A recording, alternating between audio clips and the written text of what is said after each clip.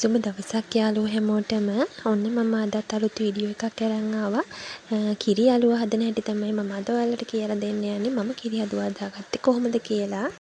මම මේ සඳහා දෙත හාල් පිටි කිලෝ එකක්, සීනි ග්‍රෑම් 800ක්, රටකජු ග්‍රෑම් උකු පොල් කිරි ගත්තා. උකු පොල් කිරි ගත්තේ පොල් ගෙඩි බෑවකින් තමයි පොල් ගත්තේ. ඒ වගේම ලුණු කුඩු ස්වල්පයක් අවශ්‍ය වෙනවා.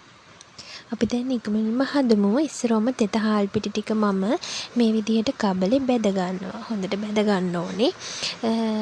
මේ ටික තෙත ගතිය නැති වෙන්න පොඩි වෙලාවක් ෆ්‍රිජ් එකෙන් එළියේ තියලා ඊට පස්සේ හොඳට බැදගෙන අපි පෙනේරයක් ආධාරයෙන් මේ ටික හොඳට හලා ඊට පස්සේ අර පොල් කිරි ටික සීනි ටික ලිපේ තියාගෙන පොල් කිරි ටිකත් ඒට එකතු කරලා හොඳට රත් කර ගන්නවා. සීනි ටික මේ විදිහට පොල් කිරි ටික එකතු කරලා ඊට පස්සේ ඒකට ලුණු කුඩු ස්වල්පයකුත් අපි දාගන්නවා රස අනුව.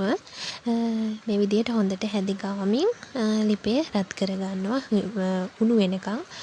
මේ සීනි ටික දිය වෙලා උණු වෙනකන් හොඳට හැදි ගා ගන්නවා.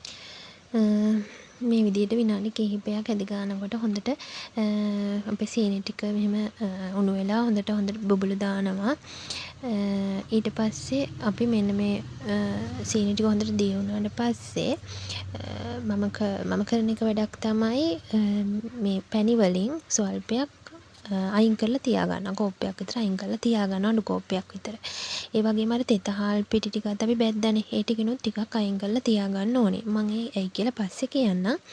ඊට පස්සේ අපි මේ පැණි ටික උනාට පස්සේ අර රටකජු ග්‍රෑම් 100 හොඳට පොඩි කරලා ඒකේ අර පොතු අයින් කරලා ඉවත් කරලා මෙන්න මේ විදිහට අරන් ඒ ටිකත් දාගන්නවා.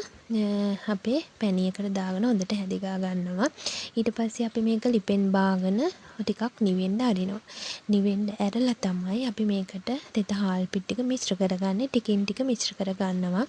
ඒ මිශ්‍ර කරගන්නකොට අපි අර වෙනම තියාගත්ත පැණි ටික සහ තෙත හාල් පිටි ටික මේකට ටිකින් ටික තමයි එකතු කරන්නේ. මොකද පැණි වැඩි වුණොත් හරි නැත්නම් පිටි වැඩි වෙන්නත් පුළුවන්. ඒ නිසා තමයි අපි වෙන් කරගන්න එක තියාගන්න එක හරිම වාසියක් අපිට.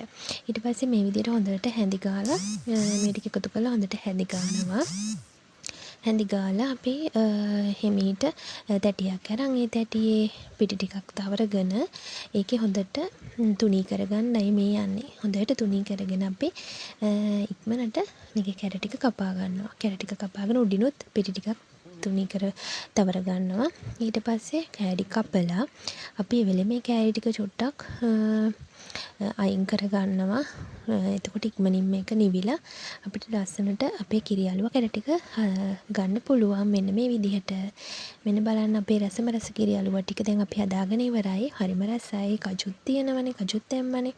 ඉතින් හරිම රසයි. මේ විදිහට ඔයාලත් හදලා බලන්න. තේ වෙලාවට මේක ටිකක් දවස් දෙකක් යනකොට මේක රස තව ටිකක් වැඩි වෙනවා. මගේ වීඩියෝ එක බලපු හැමෝටම ගොඩක් ස්තුතියි.